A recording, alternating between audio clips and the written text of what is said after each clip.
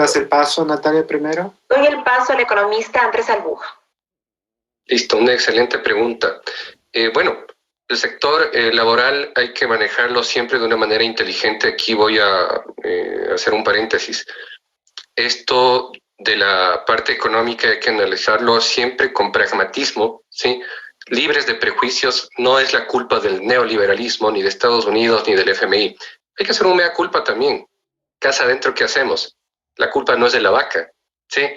Hay que ser muy puntuales en cuáles son nuestras oportunidades de mejora como sociedad, ¿sí? Hubo mucha oposición a su debido momento en la dolarización y 20 años después estamos aquí agradeciendo a la dolarización.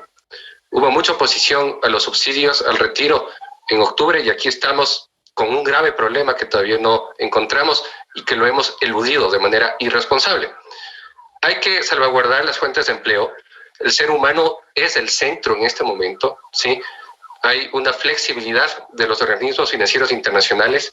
Ecuador debe acogerse a estas flexibilidades, ¿sí?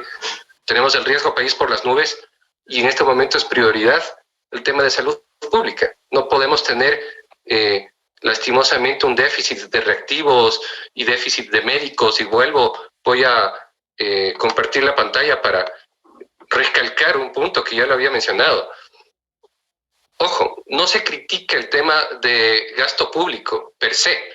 Lo que se critica es la falta de eficiencia. Con una constitución ultra garantista, a pesar de eso, Ecuador tiene por debajo de la media en gasto en educación como porcentaje del PIB. Y también, bueno, vamos al tema médico. Médicos por cada 1,000 personas igual. ¿Qué pasó? No era un tema medular el ser humano, hay que demostrarlo con hechos. Y quienes han manejado a través de política pública en las altas esferas, pues tuvieron su oportunidad a su momento.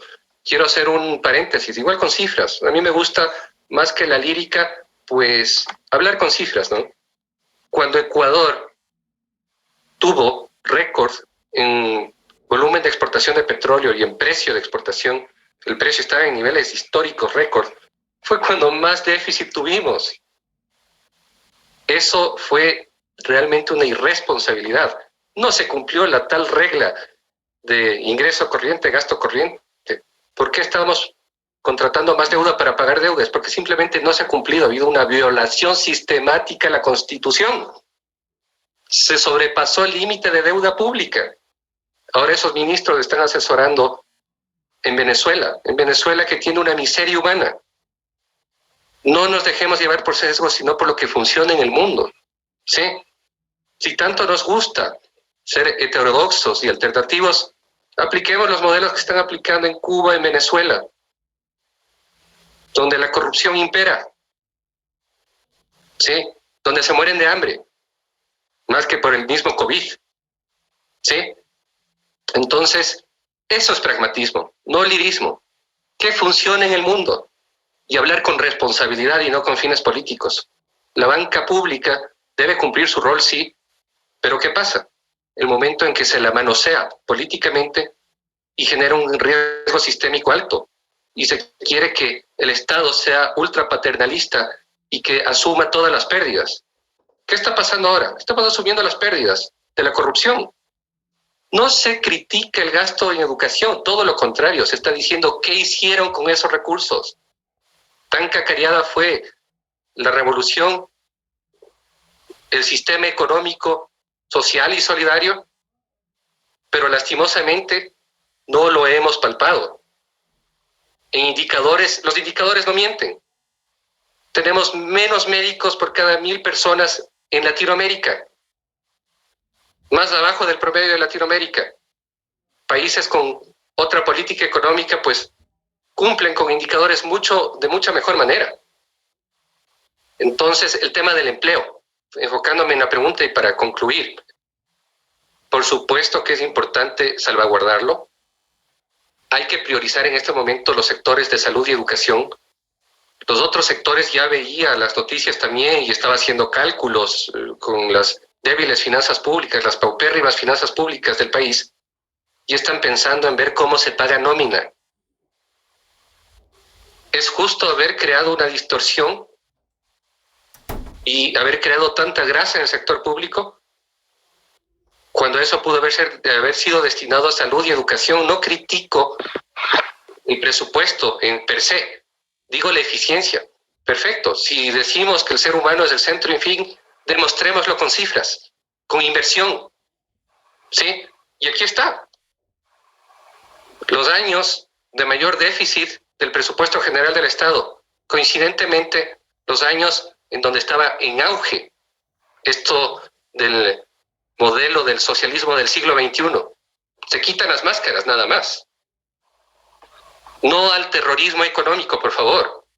No a mentirle a la gente. La gente creo que es inteligente y al final se da cuenta qué funciona en el mundo y qué son simplemente pseudomodelos que engrosan billeteras de personas que luego lastimosamente abandonan el país, dejándole en la miseria, con pérdidas en corrupción y con miseria humana. Lo que estamos viviendo en el sistema de salud actualmente es gran parte de este modelo inviable y que tiene que ser corregido. Y no es culpa del FMI, de Estados Unidos, de los X factores que se quiere echar a culpa. También es casa adentro. ¿Qué ha hecho el país? Ha otorgado un cheque en blanco, un hiperpresidencialismo, una concentración de poderes, una cuestión exacerbada de relación de deuda pública entre Estado y Estado, daciones en pago, banca pública, Banco Central, Ministerio de Finanzas. ¿Sí?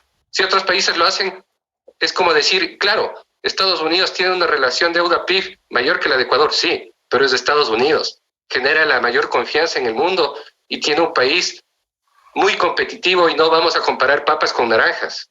Perdón la expresión. ¿Sí? O Japón, tremendo país de desarrollo, que tiene una relación igual, mucha mayor en deuda frente a PIB. ¿Sí? Pero obviamente nosotros, modestamente, como Ecuador, un tamaño de economía de mercado nada atractivo a nivel mundial, porque somos pequeños, y que encima tengamos tantos problemas que no nos ponemos de acuerdo ni siquiera en una medida que ha funcionado durante años. Echar lodo sobre la dolarización es inaceptable e irresponsable. Hago un llamado a los actores políticos, económicos, que por favor bajen ese discurso innecesario e irresponsable, porque está sana la dolarización. Eso no vamos a poner en tela de duda. Lo que vamos a hacer en este momento es salvaguardar los intereses de toda la economía en su conjunto, que el círculo sea virtuoso y no vicioso, ¿sí? No vamos a premiar comportamientos irresponsables de sindicatos cuando en este momento debemos ser tajantes y proteger al ser humano que vive del día a día, que vive honradamente queriendo ganarse el centavo, ¿sí? No del dirigente sindicalista que se opone al retiro de subsidios porque le tocan su bolsillo. Muchas gracias.